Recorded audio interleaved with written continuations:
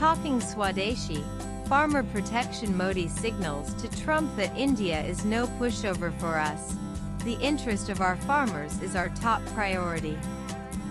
India will never compromise on the interests of farmers, fishermen, and dairy farmers. I know personally, I will have to pay a heavy price for it, but I am ready for it.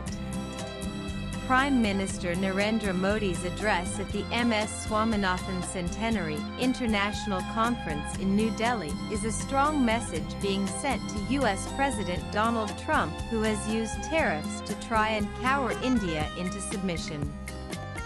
What the US president has not realized is that unlike America's European allies or Japan, India is no pushover. It will not be bullied into opening critical Indian sectors for foreign goods. Modi leads a country of 1.4 billion people, of which 110,146.5 million are farmers, contributing 20% to the GDP. Modi's address at the Dr. Swaminathan Centenary was not a cogitatio solemn on Trump and tariffs. On August 2nd, on his home turf of Varanasi, the Prime Minister had also made a pitch for India's retailers to sell Swadeshi, a rare departure from his usual calls for Make in India, Atmanirbhar Bharat, and Vocal for Local. By invoking the idea of Swadeshi, Modi was signaling that he was willing to take the path of Gandhi. It was a calibrated message for not just consumers and traders, but also policy pundits that India would not hesitate to draw firm lines when it comes to industrial and trade policies. Modi's responses to Trump elevate him into a class of his own. There are not many who can personally stand up to the classroom bully diplomacy that the Trump administration seems to have a penchant for. India had started the pushback right since the first 25% tariffs were announced. MEA released a statement that obliterated the claims and justifications used by Trump on a key ally like India. Rebuked, and later scorned by India's absolute refusal to kowtow, Trump has doubled down by pushing more tariffs. But his ability to instill fear is overrated now. Other countries have also started taking a page out PM Modi's book on strong messaging. A major friend of India, Brazilian President Luiz Inácio Lula da Silva, has also delivered a public rebuke of Trump by saying that no matter what, he will not pick up the phone and call the US president to negotiate on tariffs. Brazil has also been slapped with 50% tariffs. India and Brazil complete the consortium of BRICS that has the potential to take on the US and change the geopolitical, global trade dynamics completely. What happens onward from this moment will be a lesson for all states looking to defy the US president. If it puts its mind to it, BRICS can upend the hegemony of the dollar completely. After everything, Trump certainly did something that no US president had done before: alienated almost all US allies and banded together its adversaries. India was one of the very first nations to come to the table on trade negotiations with the US after Trump had announced a baseline 10% tariff with a grace period for world leaders to negotiate better trading terms. Despite the negotiations, despite India's proactiveness, Trump's belligerent decision to impose tariffs is nothing short of neo-imperialism. Modi's defiant message to Trump, revolving around Swadeshi and farmer protection, is backed with economic realities which demonstrate India's ability to withstand and counter US trade pressures. For over a decade, growth, scale, and self-reliance has become part of India's growth story.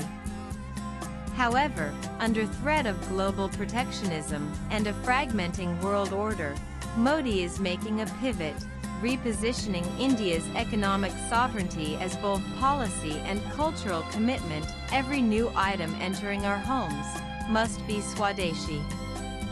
When Modi called for Swadeshi in Varanasi, it was an appeal of a different kind.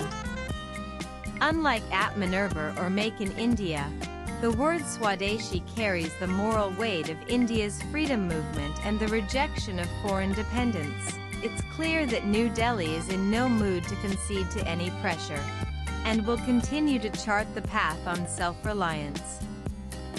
Trajectory. When Modi followed up with an appeal to the country's retailers to pledge to sell only Swadeshi goods, it also was a clear message that he is willing to use the weight of India's huge consumer market. As a defensive shield, Swadeshi also underlines that India, which is in the middle of trade negotiations with the EU and GCC, is also willing to move away from the trade relationship with the US if need be.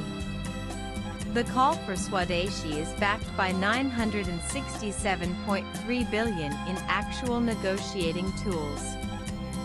India has $623.8 billion in alternative trade partners to redirect trade flows, $200 billion in government procurement which can favor domestic companies instead of US companies. The government also has $93.5 billion in GDP contribution from the agricultural sector value of production, and $50 billion in import controls which could be deployed. Another key reason for the Swadeshi push is also to plug strategic vulnerabilities. This is not the first time Trump has imposed tariffs on Indian goods. In his first term, he slapped 25% tariffs on steel and 10% on aluminum from India, and then revoked India's Generalized System of Preferences (GSP) status, affecting $5.6 billion in Indian exports. India retaliated at the time by raising tariffs on 28 U.S. products, which had a sobering effect on U.S. policymakers as exporters lobbied for tariff relief and eventual rollback. But this game of chicken cannot be played every time a U.S. president just deigns to make an example out of India.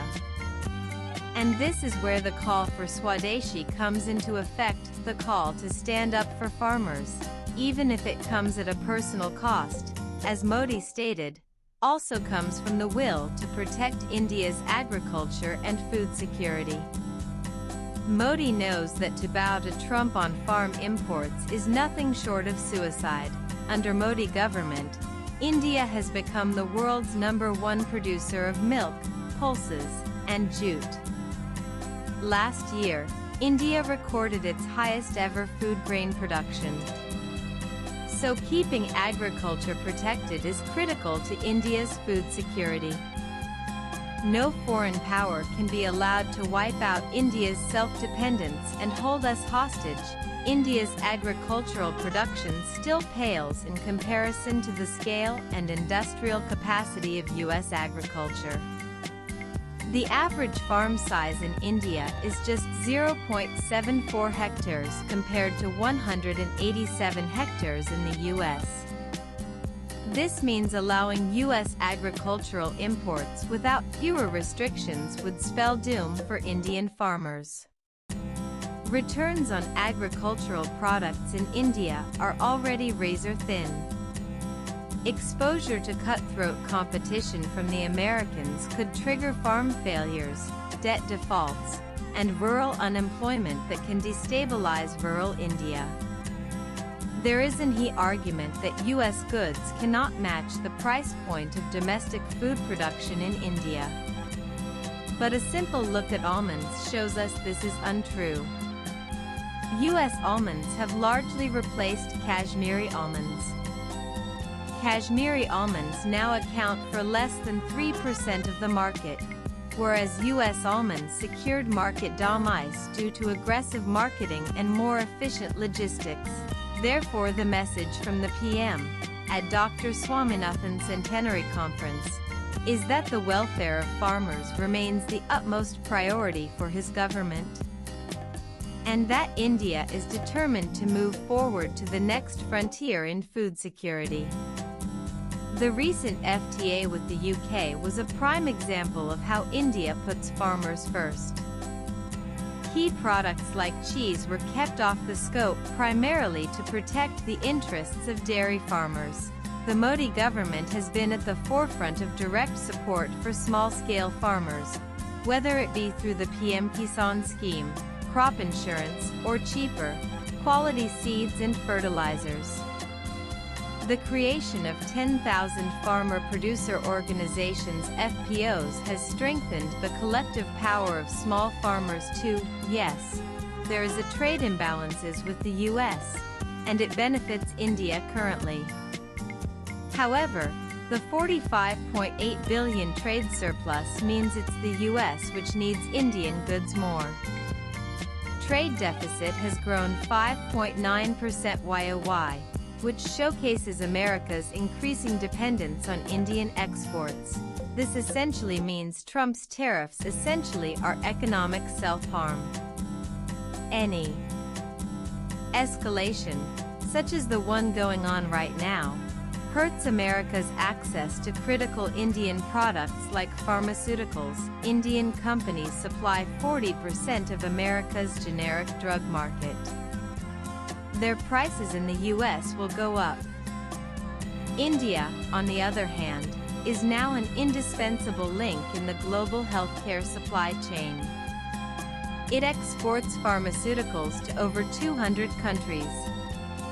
It can easily find new markets. The net loser will be the US. While the US accounts for 18.3% of India's exports, $87.3 billion, alternative markets offer a combined value of $623.8 billion, which is nearly 6.5 times the US market size. Trade with GCC countries has already reached $161.8 billion. India supplies 50% of Africa's generic drug needs and maintains growing trade relationships across the continent. India's trade with the EU reached $135.3 billion in 2023-24, with India maintaining a $16.55 billion surplus. Despite a trade deficit with ASEAN countries, bilateral trade reached $121 billion in 2023-24, growing 5.2% in the April-October 2024 period. Lowering trade barriers with ASEAN would allow Indian manufacturers to access cheaper raw materials while expanding market access for finished goods, which can essentially replace the US market in size and capacity. Trump's tariffs can also blow away lucrative defense deals for the US. There are already murmurs about India rethinking the P-8 aircraft deal. The US is keen on bigger deals like a proposed sale of F-35 jets, co-production of Javelin missiles, and Stryker combat vehicles. All of these could be soon in jeopardy. Combined with India's focus on Swadeshi and the Make in India pitch with partners like France, Israel, and Russia, this could mean the loss of a big defense market for American hardware. Swipe left for next video. Trump's classroom bully diplomacy would have worked when America held overwhelming economic leverage. But not in today's multipolar world where the US is no longer the only dominant player. In his own way, the PM is telling Trump, go on, levy your fines, your sanctions.